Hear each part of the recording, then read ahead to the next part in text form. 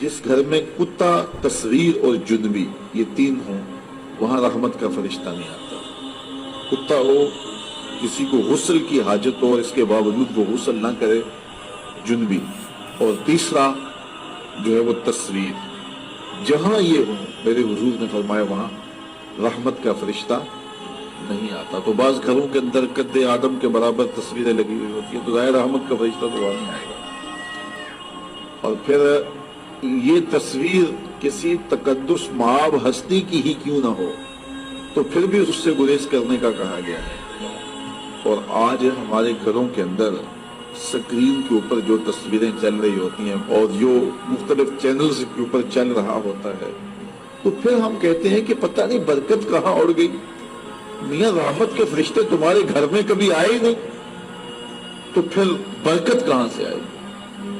پہلے مال تھوڑا ہوتا تھا، پیسے لوگوں کے پاس اتنے نہیں ہوتے تھے، 100 روپے کا منہ کوئی دیکھتا تھا، لوگ پیدل سفر کرتے تھے۔ میں ایک دیہات کا رہنے والا ہوں، سارے لوگ پیدل شہر میں آتے تھے، لوگوں کے پاس دو سے زیادہ جوڑے نہیں ہوتے تھے، اچھا جوتا کسی کے پاس نہیں ہوتا تھا، شادیوں سے بڑے بھائی کا جوتا، چھوٹے بھائی کا جوتا، ایک دوسرے کے جوتے مانگ کے لوگ لے کے جایا کرتے تھے۔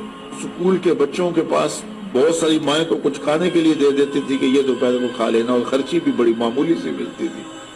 اور آج ہر بچہ 200-300 روپے کا بیلنس روز جو ہے وہ موبائل پہ خرچ کرتا ہے، موٹر سائیکل کا جو ہے وہ تیل الگ خرچ کرتا ہے، اور جو اس کی جیبیں بھری ہوئی ہوتی ہیں، اور اتنا کچھ ہونے کے باوجود برکت نہیں ہے۔ برکت جو ہے وہ پیسوں سے نہیں آتی، جب رحمت کے فرشتے آتے ہیں برکتیں لے کے آتے ہیں۔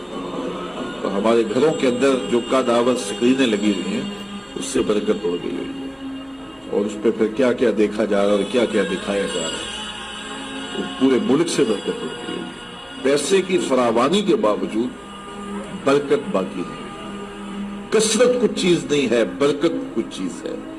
تو اللہ سے کثرت کی بجائے برکت مانگو، جب برکت مانگو گے تو تھوڑے میں بھی اللہ تمہیں وہ سکون اور طمانینت قلب عطا کر دے گا جو زیادہ والوں کو بھی نصیب نہیں ہوتا۔ تو اصل مقصود تو طمانینت ہے۔ تو اپنی اولاد کو جو ہے وہ اپنے عمل کے ساتھ، اپنے رویے کے ساتھ صالحیت کی جانب لے کر کے جاؤ۔ قرآن مجید کی تلاوت معمول رہے گھر میں، اور 5 گانا نماز کے لیے گھر میں مصلے بچھیں، مائیں بہنیں بیٹیاں گھروں میں مصلے بچھائیں، اور مرد حضرات مسجد کا رخ کریں، تو پھر دیکھنا کہ اس کے اثرات مرتب ہونے لگے۔ ایک بندہ جا رہا تھا جنگل میں تو اس نے دیکھا کہ ایک لومڑی ہے جس کے پاؤں بھی کٹے ہیں، ہاتھ بھی کٹے ہوئے۔ اس نے کہا مالک تو اس کو کیسے رزق دیتا ہوگا؟ تو وہ ایک درخت پہ چڑھ کے بیٹھ گیا، ایک شیر آیا، اس نے شکار کیا اور کچھ کھایا اور باقی مست مردہ چھوڑ کے چلا گیا۔ یہ رینگتی ہوئی آگے بڑھی اور وہ جو بچہ کچا تھا اس نے وہ کھا لیا۔ تو اس کا بڑا یقین حامل ہو گیا، اس نے کہا کہ مالک تو کتنا کریم ہے، اس کو بھی رزق دیتا ہے۔ ایک غار میں جا کے بیٹھ گیا، جب وہ بے دست و پا لومڑی کو رزق دیتا ہے انہیں تو پھر انسان۔ ایک پہر گزرا، 2 پہر گزرے، وہ ہاتف سے آواز آئی میرے بندے میں تجھے بھی دوں گا لیکن شیر بن لومڑی نہ بن، شیر بن لومڑی نہ بن، کہ خود بھی کھا اور اوروں کو بھی کھلا۔ تو قسمت کا ہے جو مل کے رہتا ہے، اب کوئی شیر بن کے لے لے یا لومڑی بن کے لے لے، حرام ذریعہ اختیار کر لے یا حلال ذریعہ اختیار کر لے، اب یہ ہمیں اس نے اختیار دیا۔ فَلَنُحْيِيَنَّهُ حَيَاتًا طَيِّبَةً، اللہ فرماتا ہے کہ جو میرا ہو جائے پھر میں ستھری زندگی دے دیتا ہوں، میں پاکیزہ زندگی دے دیتا ہوں، میں نورانی زندگی عطا کر دیتا ہوں۔ یقیناً جو اس کے ہو جائیں پھر اللہ اس کا ہو جاتا ہے۔ فَلَنُحْيِيَنَّهُ حَيَاتًا طَيِّبَةً کا روپ چڑھتا ہے ان کے چہرے کے اوپر، زندہ ہوتے ہیں تو خوبصورت زندگی گزارتے ہیں، اور جب اس دنیا سے جاتے ہیں تو پھر بھی خوبصورت زندگی گزارتے ہیں۔ اللہ تعالی ہمیں ایسا کر دے کہ مرنے کے بعد بھی ہمارے چہرے پہ رسول اللہ کے انوار کا عکس نمایاں ہو، اور دنیا کی زندگی میں رہیں تو ہم طمانینت کی زندگی، سکھ اور چین کی زندگی گزاریں۔ صبح سے لے کر شام تک ٹینشن، مصیبت، پریشانیاں، کیا ضرورت ہے اتنا کچھ لینے کے لیے؟ درود پڑھتے جاؤ، زندگی گزارتے جاؤ، زندگی سوچی گزارو، زندگی اوکھی نہ گزارو، جو اللہ نے دے دیا اس پہ راضی ہو جاؤ، بس ٹھیک ہے۔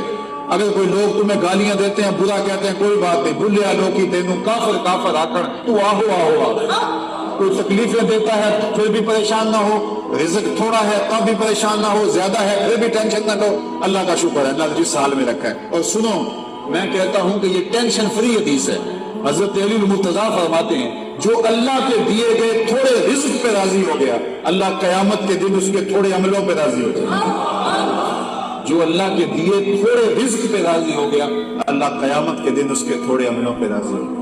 تو خوش نصیب ہیں وہ لوگ جو اپنی زندگی کو اللہ کی رضا میں گزارتے ہیں اور اپنی آخرت کو بھی اس کی رضا کے سائے میں لے جاتے ہیں. اللہ تعالیٰ مجھے آپ کو اپنی رحمتوں کے سائے میں رکھے, دنیا آخرت کی بہاریں نصیب کرے.